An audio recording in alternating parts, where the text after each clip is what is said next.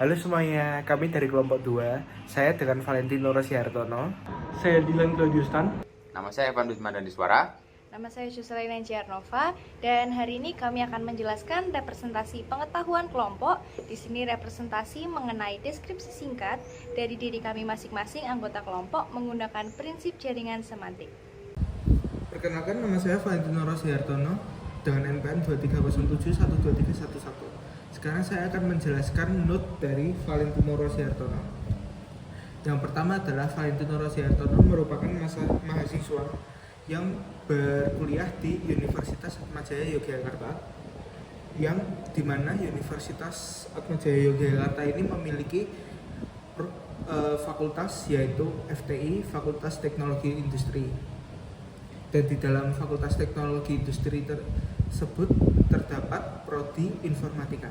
Selanjutnya adalah hobi dari Valentino Rosihartono. Yang pertama adalah biliar.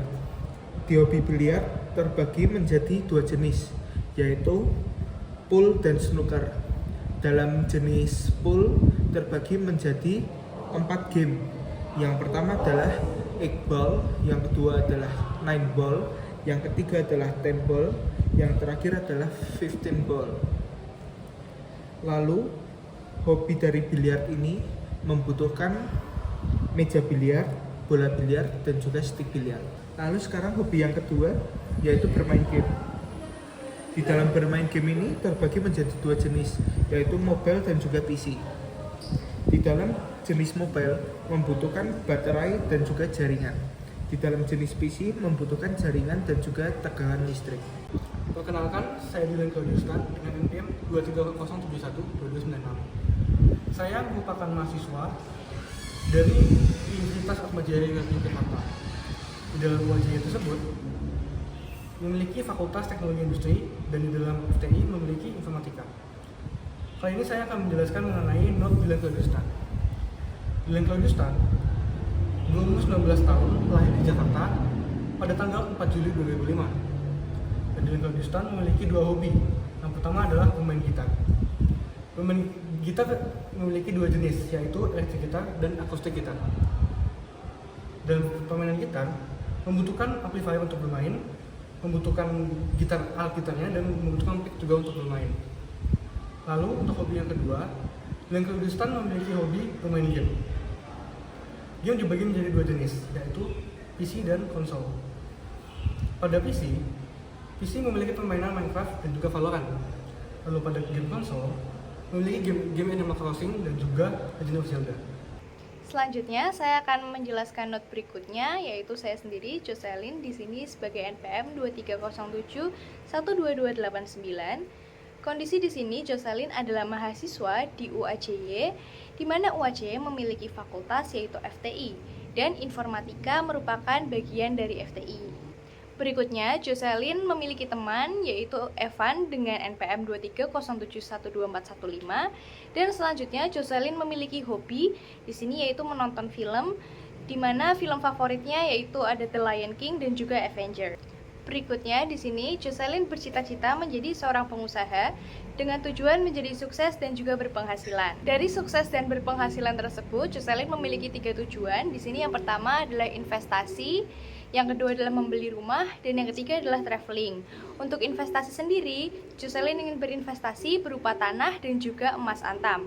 Yang kedua, untuk traveling, Jocelyn di sini memiliki 2 destinasi, yaitu ke Amerika atau USA dan juga United Kingdom atau UK. Yang terakhir di sini mendeskripsikan dan menjelaskan bahwa Jocelyn lahir pada tanggal 17 Agustus tahun 2005, tepatnya di kota Salatiga, di mana kota Salatiga ini memiliki beberapa makanan khas. Jenisnya ada berbagai macam. Yang pertama ada sate sapi, yang kedua ada ronde sekoteng, dan yang ketiga ada enting-enting gebuk. Sekian penjelasan note pada bagian saya. Pada bagian selanjutnya akan dilanjutkan oleh teman saya. Terima kasih. Baik, di sini saya akan menjelaskan note selanjutnya, yaitu saya sendiri Evan Wismadandiswara dengan NPM 2307124115. Yang pertama di sini saya adalah mahasiswa yang berkuliah di UAJ. UAJ sendiri mempunyai Fakultas Teknologi Industri, yang dimana informatika merupakan bagian dari Fakultas Teknologi Industri. Baik, selanjutnya saya akan menjelaskan kesukaan saya yang berupa makanan. Jenis makanan yang saya paling suka adalah kari chicken katsu. Kari chicken katsu sendiri dibagi menjadi 2 tahap untuk membuatnya. Yang pertama adalah membuat karinya. Kari sendiri membutuhkan wortel, kari rox, bawang bombay, kentang, dan garam gula. Kari sendiri dimasak dengan cara direbus. Kemudian saya akan menjelaskan untuk katsunya. Katsunya membutuhkan dada ayam, tepung roti, dan dimasak dengan cara digoreng. Baiklah, selanjutnya saya akan menjelaskan tentang hobi saya. Di sini hobi saya adalah olahraga. Saya melakukan olahraga renang, lari, dan basket. Pertama-tama saya akan menjelaskan tentang lari. Lari membutuhkan smartwatch untuk mengukur jarak lari saya. Kemudian membutuhkan baju dan celana olahraga, dan terutama membutuhkan sepatu. Kemudian saya akan ke basket. Basket juga membutuhkan sepatu dan baju olahraga, dan yang paling membutuhkan adalah bola basket.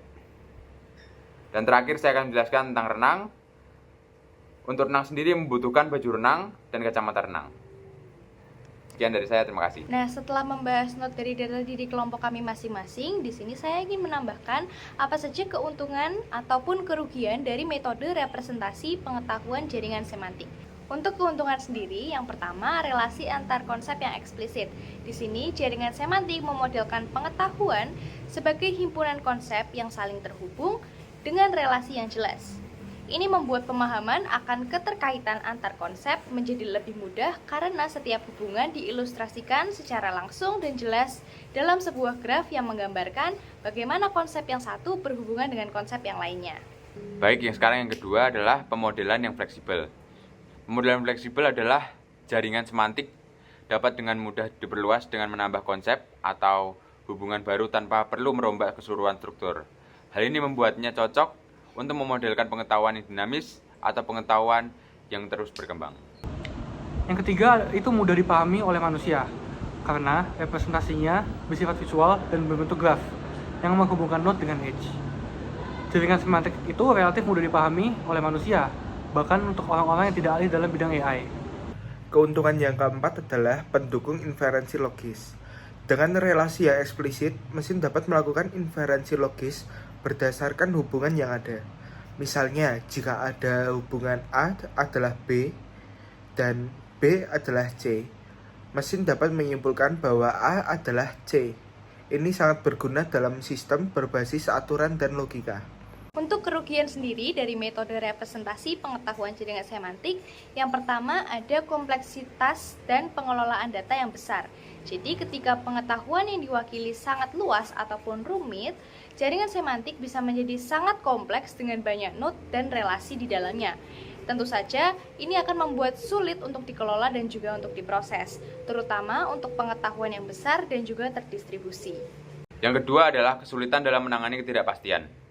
Jaringan semantik cenderung tidak efektif dalam mempresentasikan pengetahuan yang bersifat probabilistik atau tidak pasti. Relasi dalam jaringan semantik biasanya tegas dan deterministik, sehingga kurang cocok untuk situasi yang melibatkan ketidakpastian atau yang bersifat ambigu. Yang ketiga, kinerja dalam pencarian dan inferensinya bisa melambat. Seiring dengan bertambahnya ukuran dari jaringan tersebut, proses pencarian informasi dan inferensi itu bisa makin melambat. Apalagi tidak ada pembaruan atau update yang baik dalam algoritma pencariannya. Kerugian yang keempat adalah kesulitan dalam mempresentasikan pengetahuan prosedural.